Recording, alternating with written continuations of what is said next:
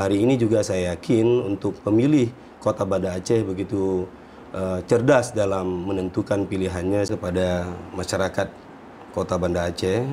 Jadi kami dari KIP Kota Banda Aceh menghimbau kepada warga ataupun masyarakat Kota Banda Aceh yang ada, marilah kita menjadi pemilih yang cerdas untuk melahirkan pemimpin yang berkualitas.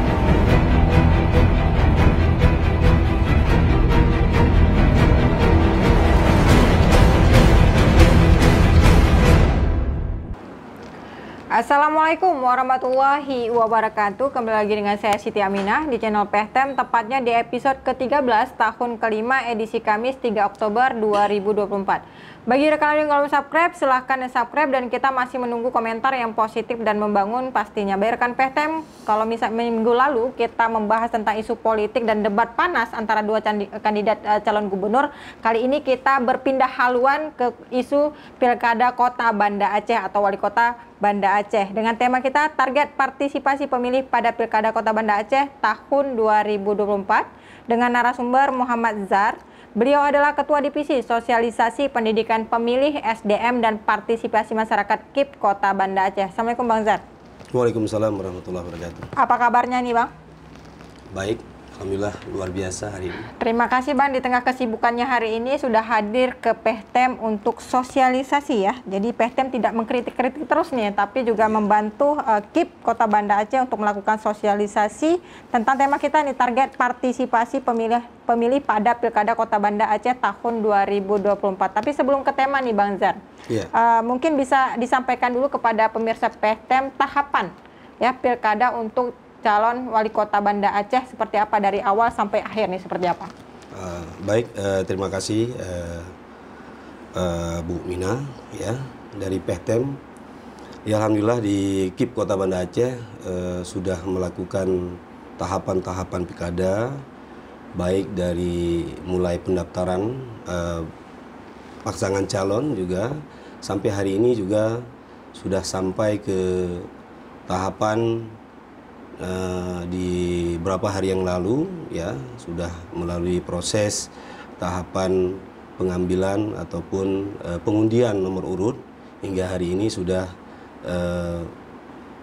kita tetapkan ya, KIP Banda Aceh sudah menetapkan hingga 4 pasangan calon yang ada di Kota Banda Aceh.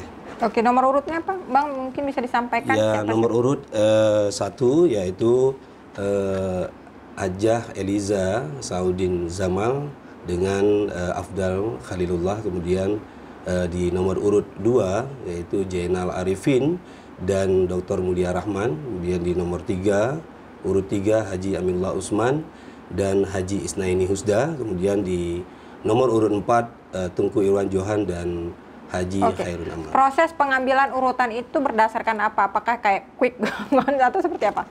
Kemarin itu kita lakukan KIP Banda Aceh itu ya melakukan dengan proses pengambilan nomor urut di awal, yaitu nomor urut untuk agar bisa memilih di nomor urut nanti. Jadi kayak undian gitu ya? Ya, semacam undian, benar. Oke, jadi masing-masing paslon mengambil di kotak atau di box gitu ya nomor urutnya.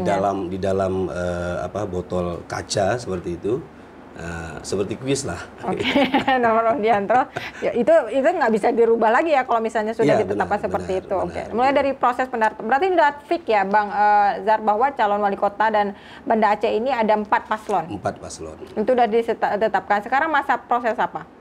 Sekarang kebetulan setelah penetapan nomor urut pasangan calon wali kota dan wakil wali kota ke-4 paslon, kita hari ini sudah kepada tahapan kampanye ya, yaitu dari tanggal 25 hingga tanggal 23 November nanti. Ini sudah tahapan kampanye. Jadi para pasangan calon sudah bisa melakukan kampanye dari mulai tanggal 25 kemarin. Di mana saja titik-titik yang diperbolehkan untuk melakukan kampanye? Titik yang telah diberikan oleh Kota Banda Aceh, yaitu melalui tata pemerintahan Kota Banda Aceh kepada KIP Kota Banda Aceh, yaitu ada beberapa titik lokasi, baik itu untuk APK, alat peraga kampanye, kemudian di lokasi untuk kampanye yaitu rapat umum, ya apa namanya, lokasi kampanye rapat umum. Ya, kemudian dari lokasi yang telah ditentukan begitu dari mengenai untuk penetapan alat peraga kampanye, sangat banyak di lokasi, baik itu di lokasi jalan utama, kemudian di persimpangan, dan tentunya di situ juga dari Kota Banda Aceh dan KIP Kota Banda Aceh juga ada larangan-larangan yang tidak diperbolehkan untuk pemasangan alat peraga kampanye itu, seperti di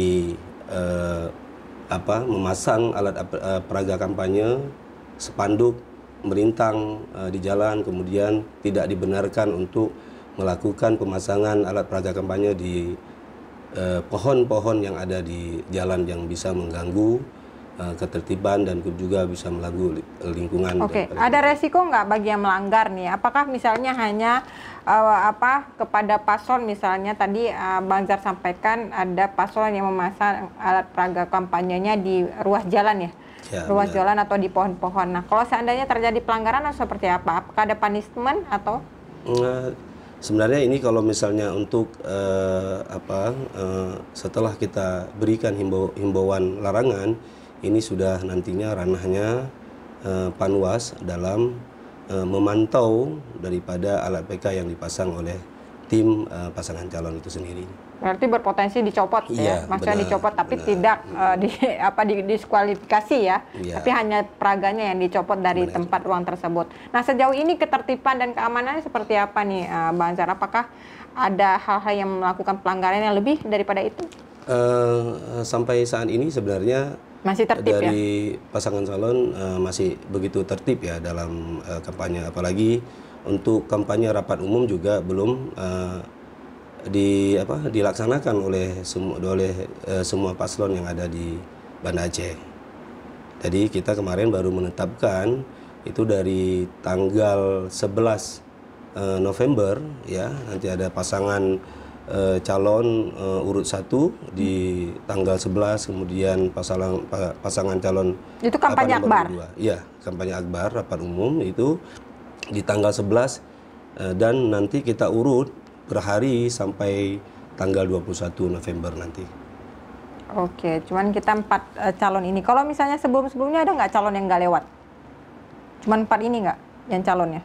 Tidak ada, keempat-empatnya di Kota Banda Aceh itu. Berarti 4 ini yang melakukan registrasi sebagai calon wali kota, benar, tidak ada yang lain ya? Benar. Artinya yang 4 ini lulus verifikasi semua administrasi sampai ke tahap kampanye hari ini. Benar. Oke, terkait tema kita nih Bang Zar, target partisipasi pemilih pada pilkada, apa perbedaan ini yang signifikan? Mungkin kalau misalnya pileg kemarin bagaimana? Ya. Kota Banda Aceh sendiri. Baik, tentunya dari partisipasi masyarakat ya.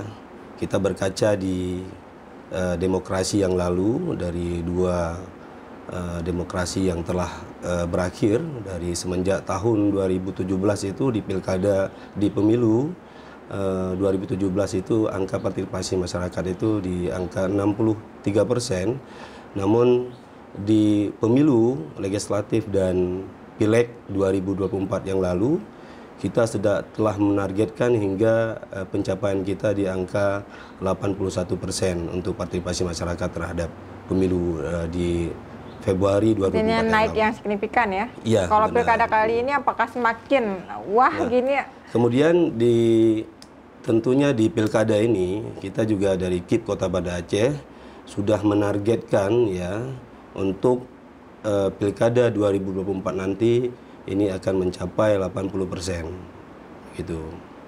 Oke, berarti targetnya 80% dari pemilih. Benar. Kalau menurut Bang Zar ini pemilih Kota Banda Aceh itu udah smart nggak? Udah cerdas nggak dalam pemilih? Atau udah bijak nggak dalam memilih? Saya yakin dari yang telah kita sampaikan tadi, berkaca dari demokrasi 2 akhir yang lalu, kemudian kita melihat begitu signifikan dalam penargetan ataupun pencapaian KIP Kota Banda Aceh untuk partisipasi masyarakat ya terhadap pemilih. Hari ini juga saya yakin untuk pemilih Kota Banda Aceh begitu cerdas dalam menentukan pilihannya, sehingga di pilkada oleh sebab itu kita menargetkan insya Allah akan tercapai di angka 80%. Oke, dari berbicara pengalaman misalnya Pilkada 2017 gitu, ada kasus nggak, maksudnya bentrok dan sebagainya, pernah nggak terjadi di Kota Banda Aceh hal seperti Kalau itu? di Banda Aceh ya alhamdulillah di pemilu yang lalu juga sangat aman dalam demokrasi kita di Kota Banda Aceh. Tentunya juga di Pilkada ini yang kita harapkan, karena peningkatan partisipasi itu tentunya bukan hanyalah tugasnya KIP Kota Banda Aceh dan juga jajaran penyelenggara di tingkat PPK, kemudian di tingkat desa, namun ini adalah tugas kita bersama, baik itu pemerintah kota dan juga dari sisi akademisi juga dan juga masyarakat yang ada di Kota Banda Aceh. Tentunya dengan pemahaman demokrasi yang telah diinformasikan ataupun sosialisasi kami terus yang hari ini kita lakukan, hingga kita juga sampai hari ini KIP Kota Banda Aceh menghadirkan yang namanya mobil keliling, yaitu mobil Mupepep ya.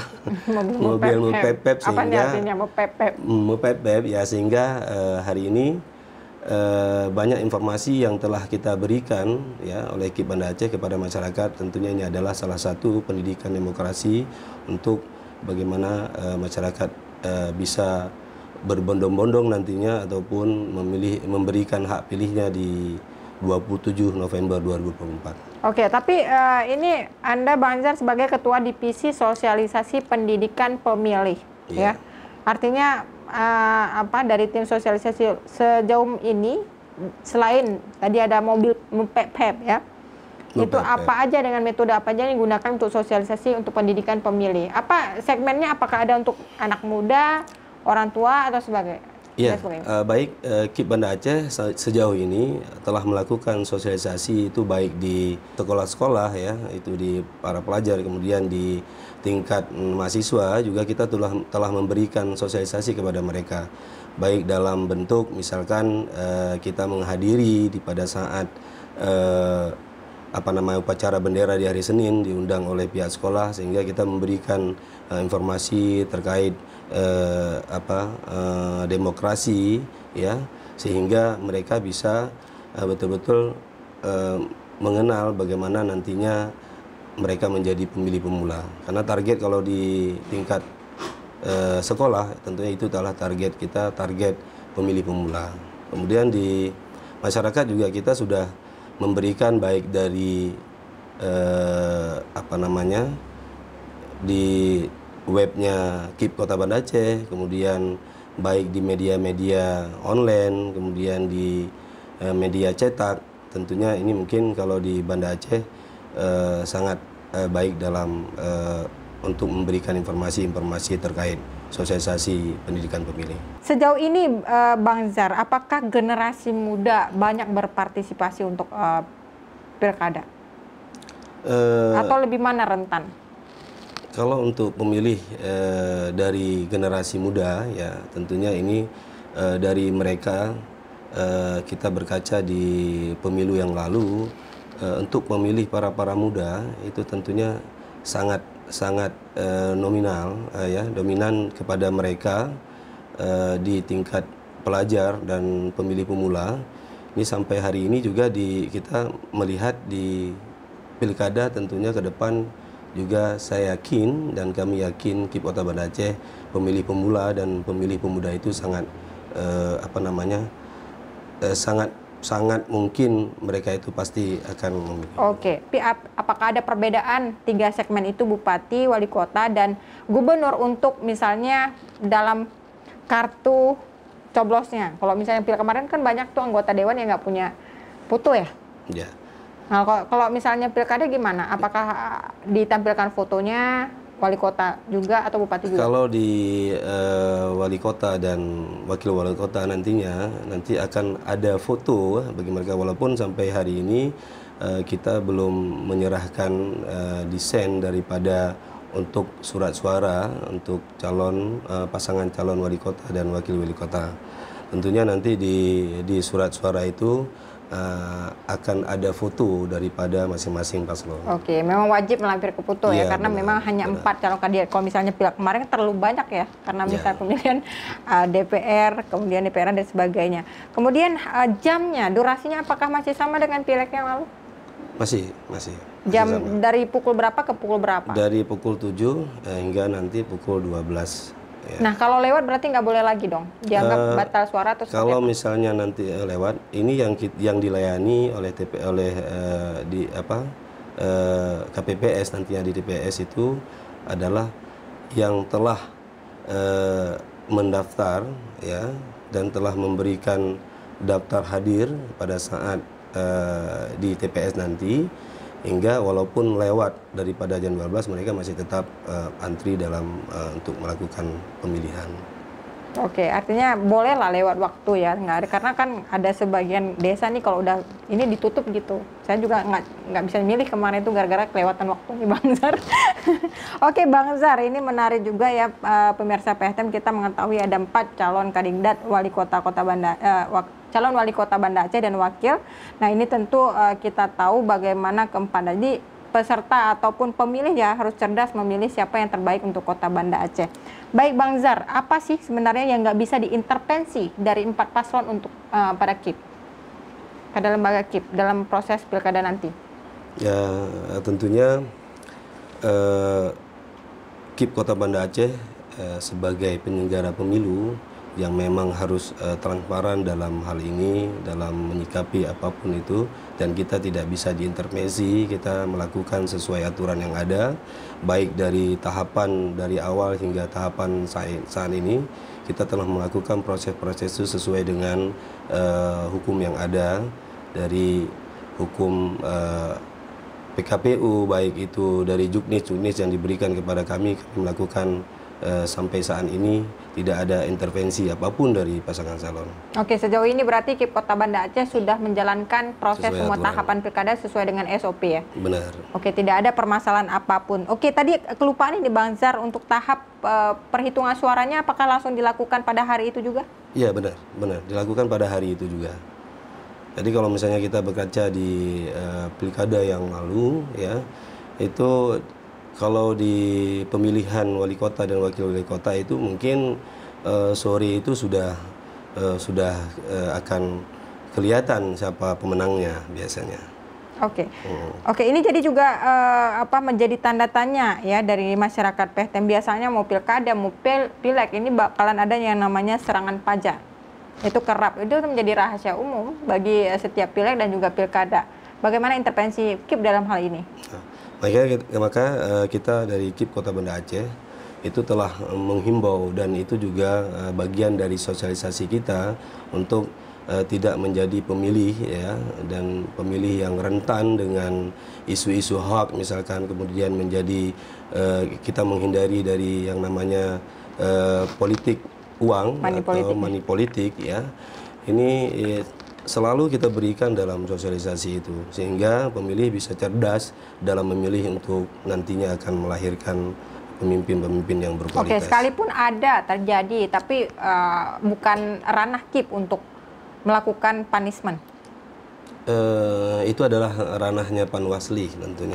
Ranahnya Panwasli ya.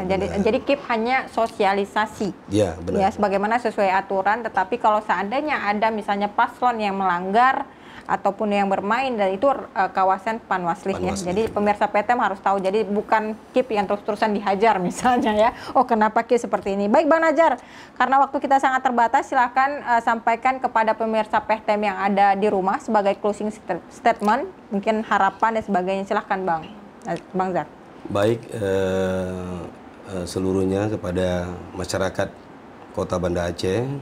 Jadi kami dari KIP Kota Banda Aceh menghimbau kepada warga ataupun masyarakat Kota Banda Aceh yang ada, marilah kita menjadi pemilih yang cerdas untuk melahirkan pemimpin yang berkualitas. Assalamualaikum warahmatullahi wabarakatuh. Singkat, padat, dan jelas. Baik, Bang Zahar, terima kasih atas waktunya. Baik pemirsa PTM, tentu kita harapkan ya bagi Kota Banda Aceh, siapapun nanti wali kota yang terpilih, berarti itu yang dipilih oleh masyarakat dan itu pula yang terbaik untuk Kota Banda Aceh. Semoga Kota Banda Aceh semakin gemilang dan maju pastinya.